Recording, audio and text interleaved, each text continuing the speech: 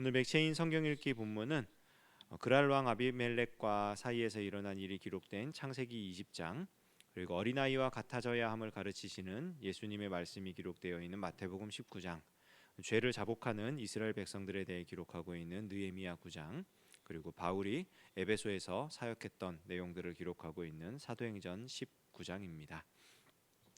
오늘 새벽에는 우리 느헤미야 9장 말씀으로 우리 함께 이 회개하는 이스라엘 자손의 모습에 대해서 생각을 해보려고 하는데요.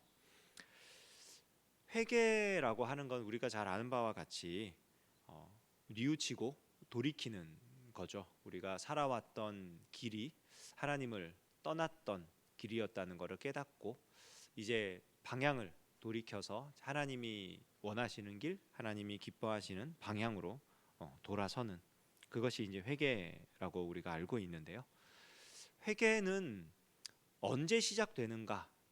근데 이게 이제 조직 신학에서도 굉장히 중요한 질문입니다. 이 회심이라고 하는 것, 그러니까 회개를 해서 그걸 통해서 사람이 이제 구원을 얻는 거냐, 아니면은 하나님이 우리를 거듭나게 하시고 구원을 베푸시면 회개를 할 수 있는 거냐? 굉장히 다르죠. 뭐 논리적으로 뭐 따졌을 때 둘 다 사실은 일리가 있는 그거라서 그렇기는 한데, 뭐 성경에서 우리가 봤을 때 회개하는 사람들의 모습을 보면은 하나님께서 구원을 베풀어 주신 사람만이 회개가 가능한 걸로 나옵니다. 그러니까 회개라는 것 자체가 구원의 은혜를 받지 못한 사람은 회개를 할 수가 없어요. 하고 싶어도 돌이켜지지가 않는 겁니다. 구약 성경에도 사실 그게 마찬가지예요. 그래서 하나님께서 이스라엘 백성들에게 회개해라, 내 말씀을 읽고 생각하고 그리고 그 말씀에 비추어서 해마다 이렇게 돌이켜라, 매번 그렇게 돌이켜라 라는 명령은 하나님이 이스라엘 백성을 애굽에서 끌어내신 후에 그들에게 율법을 주시면서 명령한 거지, 그들이 회개하고 돌이켰기 때문에 이스라엘 백성을 구원의 자리로 이끈 게 아니에요. 신명기 31장을 보면은 이 회개를 하나님이 명령하시는 장면이 나오거든요. 이제 면제년의 이제 초막절에 대한 말씀인데, 제가 잠깐 읽어보면요. 또 모세가 이 율법을 써서 여호와의 언약궤를 매는 레위 자손 제사장들과 이스라엘 모든 장로에게 주고 모세가 그들에게 명령하여 이르기를 매 7년 끝에 곧 면제년의 초막절에 온 이스라엘이 내 하나님 여호와 앞 그가 택하신 곳에 모일 때에 이 율법을 낭독하여 온 이스라엘에게 듣게 할지니 곧 백성의 남녀와 어린이와 내 성읍 안에 거류하는 타국인을 모으고 그들에게 듣고 배우고 내 하나님 여호와를 경외하며 이 율법의 모든 말씀을 지켜 행하게 하고 또 너희가 요단을 건너가서 차지할 땅에 거주할 동안에 이 말씀을 알지 못하는 그들의 자녀에게 듣고 내 하나님 여호와 경외하기를 배우게 할지니라. 하나님께서 이스라엘 백성들에게 아주 공식적으로 회개할 수 있는 기회를 주신 거예요. 면제년의 초막절에는 여호와의 성전 앞에 모여서 이 율법책을 낭독하고 그 낭독한 말씀을 듣고 그 말씀대로 지켜 행할 수 있도록 다짐을 하고, 혹시 이 말씀을 알지 못하는 어린이들, 그 자녀들, 그런 사람들이 있다면은 가르쳐서 그들이 하나님을 경외할 수 있도록 그렇게 하도록 하여라. 그게 구원받은 하나님 백성의 살아갈 길이다라고 말씀해 주신 거고요. 오늘 우리가 읽은 이 느헤미야 9장이 사실은 이 말씀이 그대로 실현되고 있는 장입니다. 그러니까 어제 살펴봤던 느헤미야 8장에서 여호와의 율법책을 낭독하잖아요. 이게 초막절에 행한 일이에요.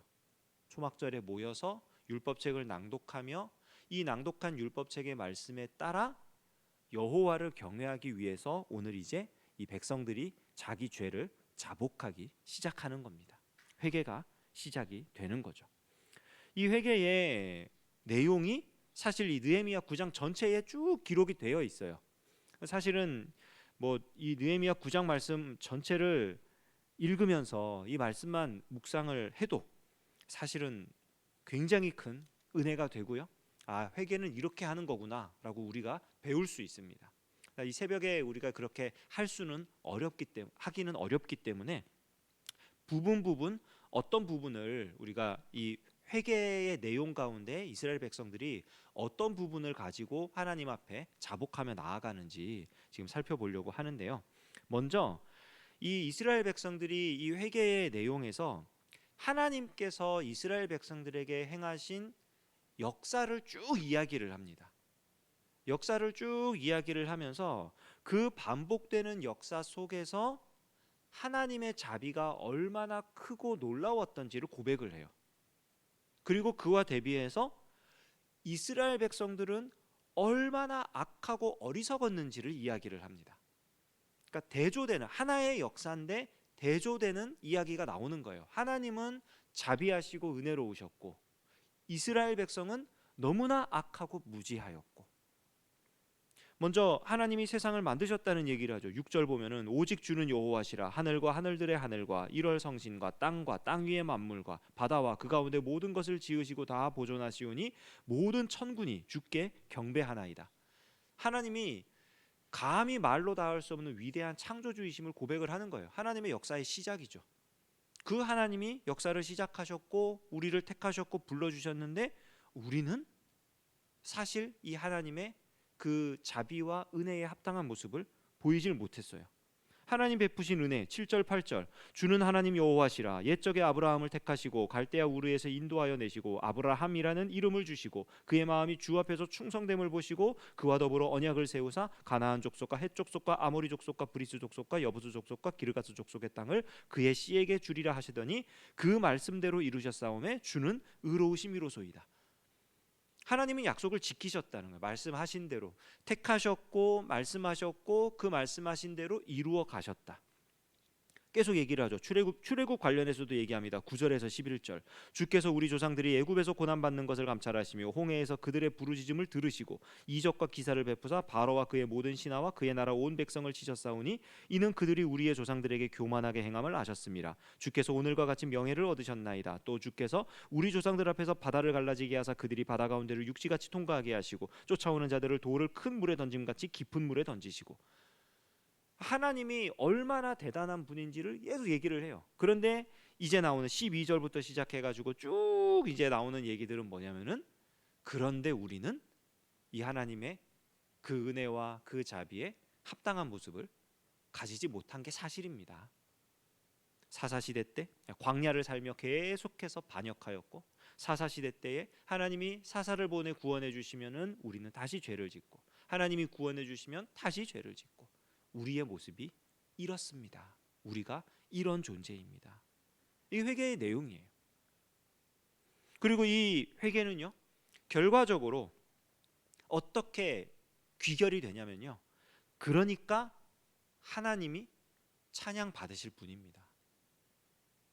우리가 확실히 잘못했고 우리는 이 역사를 봤을 때에 반복적으로 하나님 앞에 죄를 짓는 그런 존재일 뿐인데 그럼에도 불구하고 하나님께서 아브라함을 택하시고 모세를 보내시고 하셨던 것처럼 지금까지 신실하게 약속을 지키시고 우리를 구원받은 백성으로 보고 계십니다. 인도하고 계십니다. 그러므로 하나님께서만이 영광 받으실 분입니다. 우리에게 다시금 그 자리에 가서 하나님을 찬양할 수 있는 기회를 주십시오. 이게 회개의 궁극적인 결론이에요. 32절 33절 말씀입니다.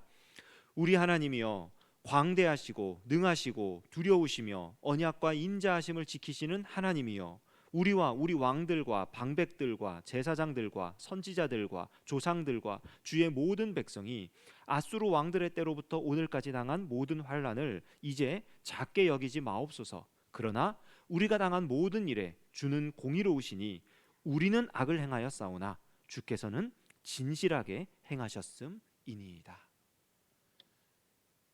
악을 행했다는 거예요.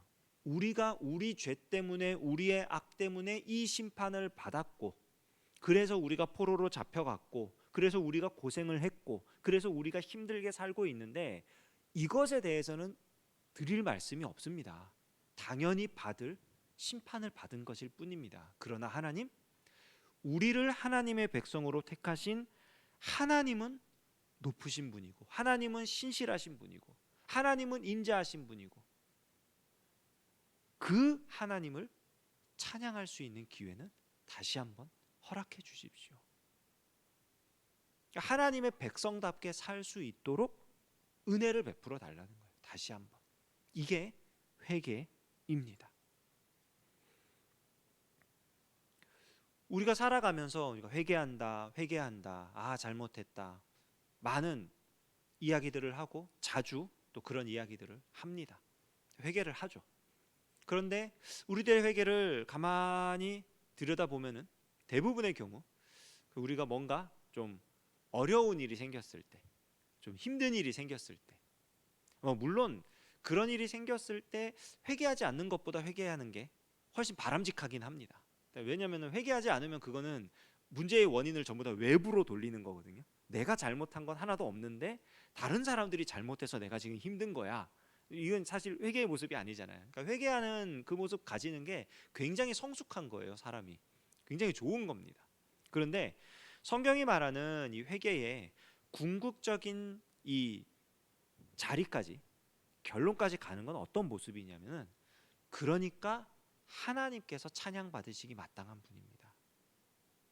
그러니까 내가 잘못했습니다, 용서해 주세요, 이제는 잘 되게 해주세요, 이런 단순한 차원의 얘기가 아니라 하나님 지나간 역사를 돌아봤을 때 저는 하나님 앞에 드릴 말씀이 없는 존재가 맞습니다.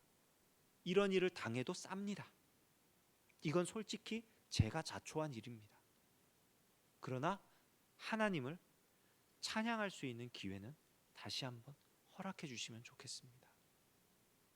그 모습이 어떤 모습이든지 간에 이 이스라엘 백성들이 지금 포로에서 돌아와 가지고 성전을 짓고 성벽을 쌓고 그리고 살아가는 모습을 봤을 때에 하나님 앞에 너무나 잘못된 모습이라는 걸 이들이 깨닫는 거예요. 말씀을 보면서, 율법을 낭독하면서.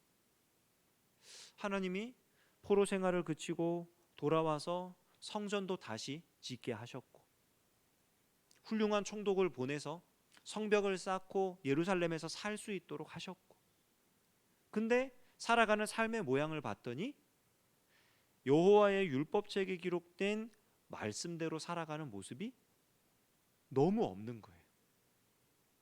그러니까 이런 회개가 나오는 겁니다. 아, 우리가 똑같구나. 성경에 기록되어 있던 이 구약의 역사에 기록되어 있던 우리 조상들의 모습과 우리 모습이 사실 똑같구나.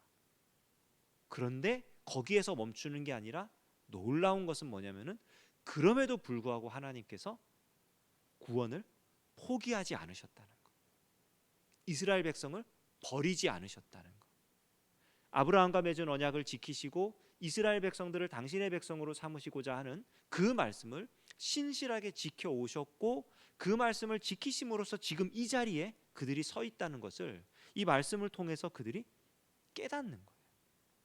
그래서 진정한 회개와 그 회개의 결론으로 하나님은 인자하신 분입니다, 하나님은 신실하십니다, 하나님은 진실하십니다, 하나님만이 높임받을 유일한 분이십니다, 이 고백이 나오게 되는 겁니다. 그러니까 회개라는 것은 한마디로 우리가 얼마나 자격 없는 존재인지를 깨닫고 인정하는 거고요. 그리고 하나님께서 얼마나 크고 놀라운 은혜를 베푸시는지를 알고 고백하는 겁니다. 바라기는 오늘 우리에게도 이러한 은혜가 있기를 원합니다. 우리가 자격이라는 게 없는 존재들이잖아요.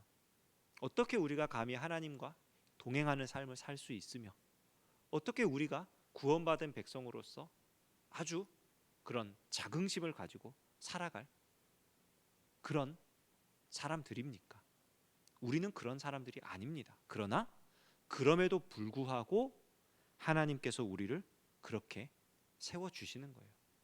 예수님의 그 십자가 사역과 그 예수님을 믿는 믿음을 통해서 우리를 그렇게 세워주신 겁니다. 오늘 하루도 이 은혜가 우리 가운데 가득하며 이 구원의 은혜를 받은 사람으로서, 아, 하나님께서 우리에게 이 은혜를 베풀어 주셨구나, 하나님께서 우리의 오늘 하루의 삶을 통해서 영광을 받으시고 높으신 하나님, 인자하신 하나님, 자비로우신 하나님, 은혜로우신 하나님, 이 하나님이 오늘 하루 나의 삶을 통해 드러날 수 있으면 좋겠다. 우리가 고백하며 기도하며 또 승리하는 오늘 하루 되시기를 우리 주님의 이름으로 축원합니다. 기도하겠습니다. 하나님 아버지, 여호와의 율법책을 낭독하며 회개하며 하나님 앞에 나아가는 이스라엘 자손의 모습이 오늘 우리의 모습이 되길 원합니다. 하나님의 말씀 가운데에 우리의 모습을 비추어 보며 높으신 하나님, 정말 자비롭고 은혜로우신 하나님을 인정하고 고백하고 찬양하며 우리가 정말 보잘것없고 아무것도 아닌 존재임에도 불구하고 우리를 사랑하셔서 무조건적인 은혜로 구원하신 그 은혜가 가득한 하루 살게 하여 주시옵소서. 이 하루를 붙들어 주시는 주님의 은혜에 감사드리며 주님만을 의지하며 예수님의 이름으로 기도합니다. 아멘.